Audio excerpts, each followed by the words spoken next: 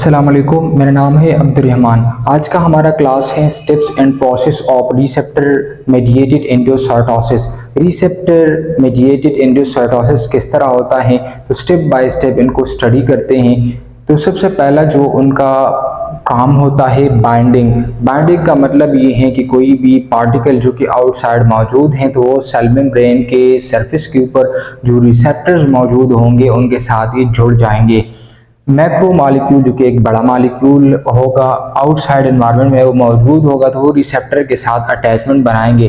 जैसे हमारे साथ प्रोटीन्स हैं जो कि आउटसाइड यानी एक्स्ट्रा सेलुलर एनवायरनमेंट में मौजूद हैं, जैसे हार्मोन्स हैं। लेट्स से ये कोई भी पार्टिकल है, शायद वो ये प्रोटीन हो, शायद ये हार्मोन्स हो, कोई भी चीज़ है जो कि आउटसाइड एनवायरनमेंट में ये मौजूद है। ये सेल मेम्ब्रेन है और इस सेल मेम्ब्रेन के अंदर ये इंटरनल एनवायरनमेंट है। तो सबसे पहले क्या होता है कि जो पार्टिकल हैं, ये जो एक्स्ट्रा सेलुलर पार्टिकल हैं, ये आकर इस रिसेप्टर जो कि सरफेस के ऊपर मौजूद होते हैं, ये जो ब्लैक कलर का आपको नज़र आ रहा है ये सेल मेम्ब्रेन के सरफेस के ऊपर रिसेप्टर्स हैं और इसका काम है स्पेसिफिक मॉलिक्यूल के साथ बॉन्डिंग होना।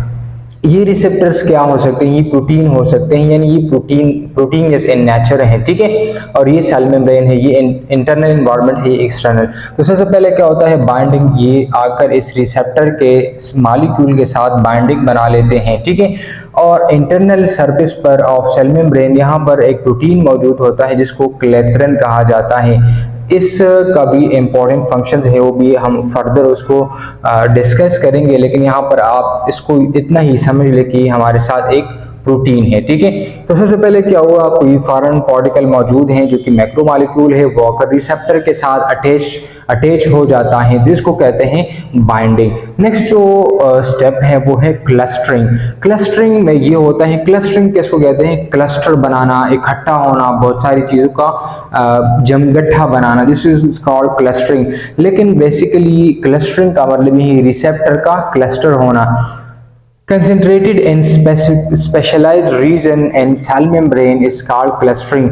यानी कि जो रिसेप्टर्स हैं ये बहुत सारे सेल मेम्ब्रेन के स्पेशल एरिया के इर्द गिर्द जमा हो जाते हैं और इसको कहते हैं क्लस्टरिंग। लेट्स से यहाँ पर रिसेप्टर ज़्यादा है सेल मेम्ब्रेन के ऊपर, तो बहुत सारे इस तरह जो है ये आ जाते हैं एक जगह पर और इस तरह एक इन्वेजिनेट लाइक स्ट्रक्चर बनाता है, तो इसको कहते हैं क्लस्टरिंग। और इसको कहते हैं क्लेथरिन कोटेड पेट्स। पेट्स कहते हैं कुरदरे को, यानी कोई भी चीज़ जो कि कुरदरा हुआ हो, कोई भी चीज़ जो कि अंदर की जानिब थोड़ा सा इन्वेजिनेट हो चुका हो, यानी पॉकेट लाइक स्ट्रक्चर उसने बनाया हो, जिसको कहते हैं पेट। और इसमें आप देखिए, यहाँ पर देखिए, ये एक पेट लाइक स्ट्रक्चर यानी एक कुरदरा है जो कि अंदर की जानिब ये सेल मेम्ब्रेन थोड़ा सा घुसा हुआ है और इसके साथ ये देखिए ये क्लेथरिन प्रोटीन है, इसको कहते हैं क्लेथरिन प्रोटीन, जो कि ब्लू कलर से आपको दिखाई दे रहा है, इस कार्ड क्लेथरिन।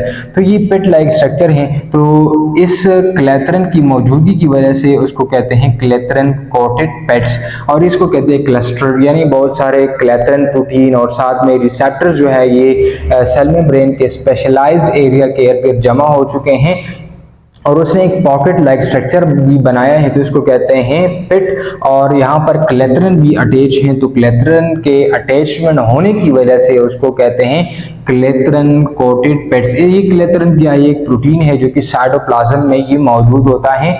नेक्स्ट जो हमारे साथ स्टेप है वो है इन्वेजिनेशन, यानी थोड़ा सा खुरदरा तो बना। इन्वेजिनेशन में क्या होता है कि सेल मेम्ब्रेन अंदर की तरफ थोड़ा सा और भी घुस जाता है, यानी ये जो पेट्स बनाया गए हैं तो मजीद क्या होता है कि ये मजीद थोड़ा सा अंदर की तरफ हरकत करने लगते हैं ये सेल मेम्ब्रेन और आखिरकार ये इस तरह यहाँ पर सेल मेम्ब्रेन जो है डेवलप होता है, यानी मुकम्मली इंटरनलाइज हो जाते हैं। ये जस्ट लाइक यहाँ पर आप देखें ये सेल मेम्ब्रेन है और ये थोड़ा सा और भी इन्वेजिनेट हुआ, यानी ये अभी भी सेल मेम्ब्रेन के साथ अटैच है, लेकिन यहाँ पर उसने अपना एक वेसिकल जो है वो बनाया है, तो ये फॉरेन पार्टिकल भी उनके साथ अटैच है।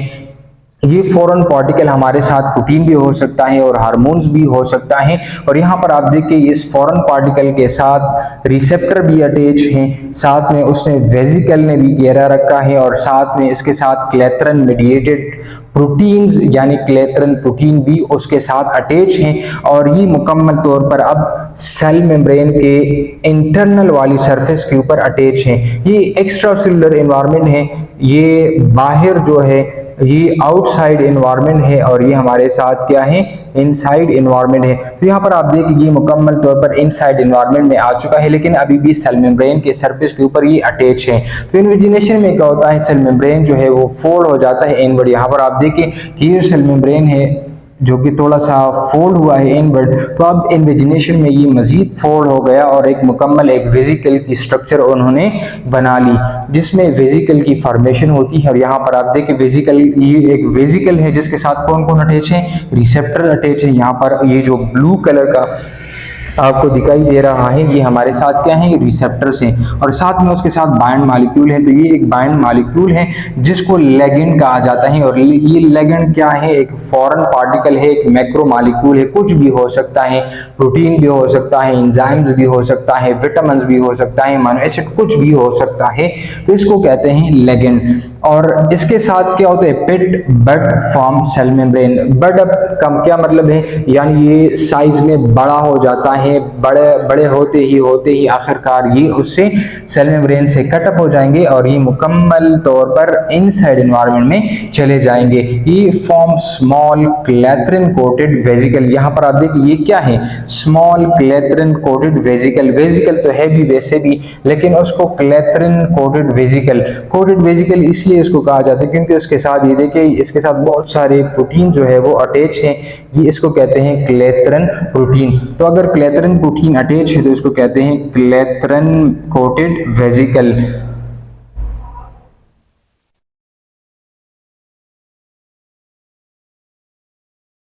इसमें नेक्स्ट स्टेप है एंडोसार्टोसिस। एंडोसार्टोसिस का मतलब ये है कि जो फॉरेन पार्टिकल है जो कि वेजिकल की सूरत में या लिगेंड की सूरत में रिसेप्टर के साथ अटैच हो चुका था और फिर मुकम्मल तौर पर सेल मेम्ब्रेन को पार करके साइटोप्लाज्म तक आ पहुंचा है, तो इसमें क्या होता है, जो क्लेथरिन कोटेड वेजिकल है ये पेंचेस अप हो जाते हैं, बडेड अप हो जाते हैं, कटेड अप हो जाते हैं। यानी यहाँ पर आप देखें जो उसने एक वेजिकल बनाया है, एक मुकम्मल एक वेजिकल की सूरत उसने बनाया है, लेकिन ये अभी भी सेल मेम्ब्रेन के सरफेस के ऊपर अटैच है।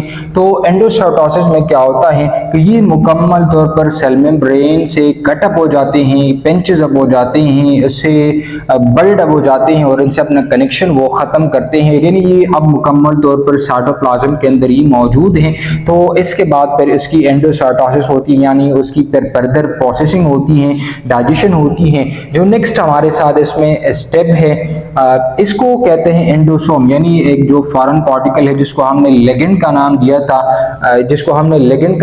तो इसको अब जो सेल के अंदर मुकम्मल तौर पर इंटरनलाइज्ड हो चुका है तो इसको एंडोसोम कहा जाता है। अब इस एंडोसोम्स को अगर हम देखें तो इसके साथ अभी भी रिसेप्टर्स जो है वो अटैच है, यानी उसके सरफेस के ऊपर क्या है, इसी तरह रिसेप्टर्स बहुत सारी वो मौजूद हैं।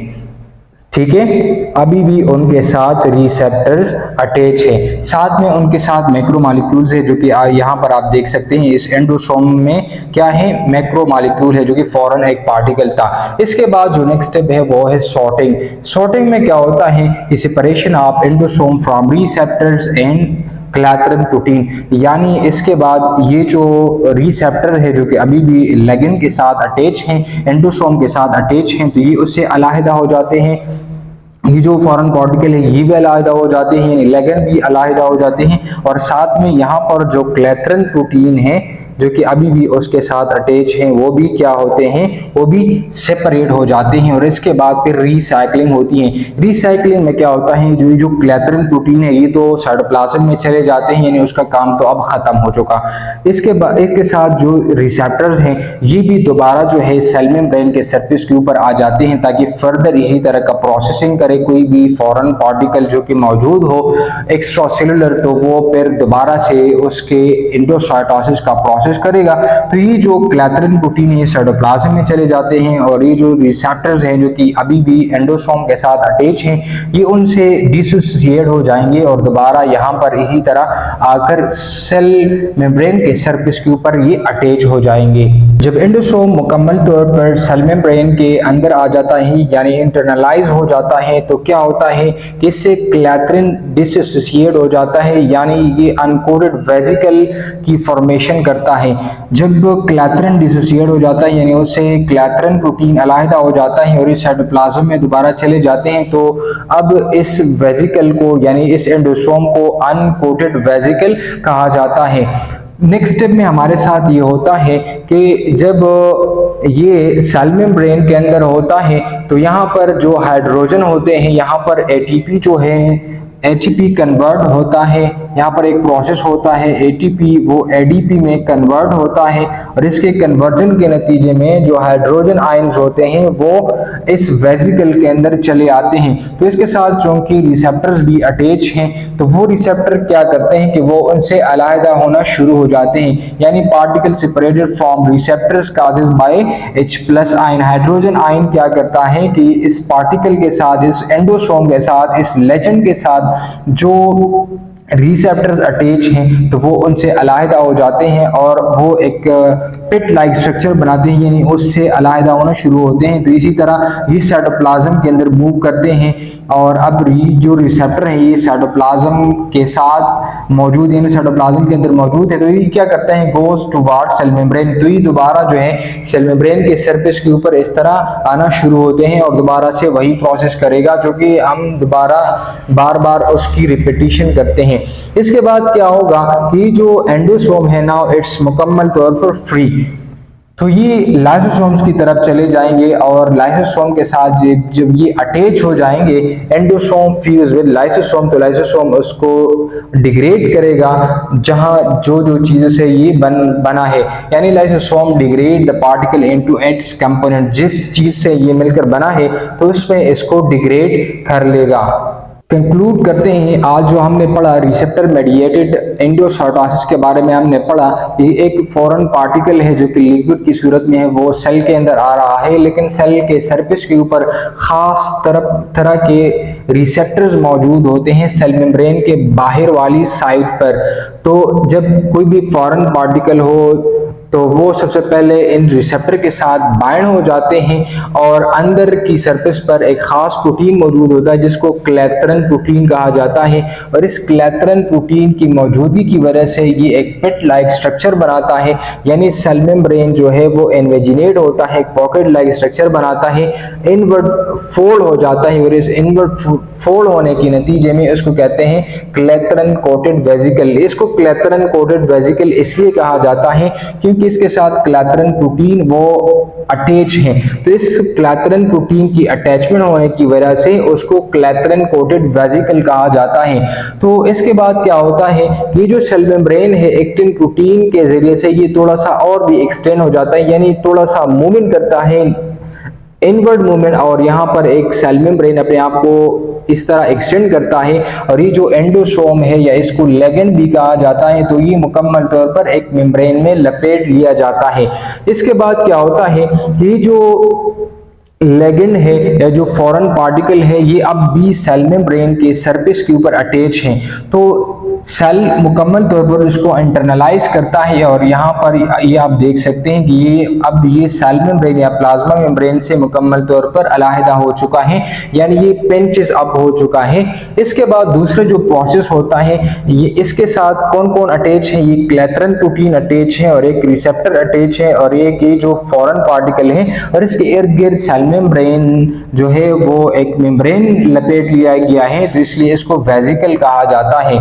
इस वेसिकल की फॉर्मेशन में कौन इन्वॉल्व है इस वेसिकल की फॉर्मेशन में एक्टिन प्रोटीन वो इन्वॉल्व है। इसके बाद क्या होता है कि इसके साथ जो क्लैथरिन प्रोटीन अटैच है सबसे पहले ये अलहदा हो जाते हैं यानी क्लैथरिन डिसोसिएट फ्रॉम एंडोसोम या लिगेंड। तो ये जो क्लैथरिन प्रोटीन है ये साइटोप्लाज्म में चले जाते हैं। इसके बाद क्या होता है कि जो अब इसके साथ जो रिसेप्टर अटैच है उसने भी उससे अलहदा होना है, क्योंकि ये उसका फर्दर प्रोसेसिंग करना है। जो एंडोसोम है, जो फॉरेन पार्टिकल है, कोई भी पार्टिकल है जो लिक्विड की सूरत में हो, तो यहाँ पर एक प्रोसेस होता है कि एटीपी वो एडीपी में कन्वर्ट होता है और यहाँ पर एनर्जी रिलीज होती है। वही एनर्जी वो इस्तेमाल होती है कि जो साइटोप्लाज्म के अंदर हाइड्रोजन आयन मौजूद है तो वो साइटोप्लाज्म से इस एंडोसोम के अंदर आना शुरू हो जाता है। इसके बाद ये मुकम्मल तौर पर जो रिसेप्टर्स हैं ये इससे अलहदा हो जाते हैं। इस रिसेप्टर की साइट कौन सी है, ये दोबारा सेल मेम्ब्रेन के सरफेस के ऊपर आना शुरू हो जाते हैं और वही प्रोसेस दोबारा उसकी रिपीटिशन होती है। ये जो एंडोसोम है अब ये लाइसोसोम की तरफ हरकत करने लगते हैं। लाइसोसोम के अंदर जो एंजाइम्स होते हैं जो कि एसिड हाइड्रोलिसिस करते हैं, तो वो लाइसोसोम के साथ एंडोसोम फ्यूज हो जाता है और इस एंडोसोम को उसके कंपोनेंट्स में उसको कन्वर्ट की जाती हैं। तो ये था आज का हमारा क्लास रिसेप्टर मेडिएटेड एंडोसाइटोसिस के बारे में। ये थोड़ा सा कंफ्यूज लाइस टॉपिक है, थोड़ा सा मुश्किल भी है, लेकिन आप समझने की कोशिश करें। कोई सवाल, कोई कंफ्यूजन हो तो आप कमेंट बॉक्स में पूछ सकते हैं।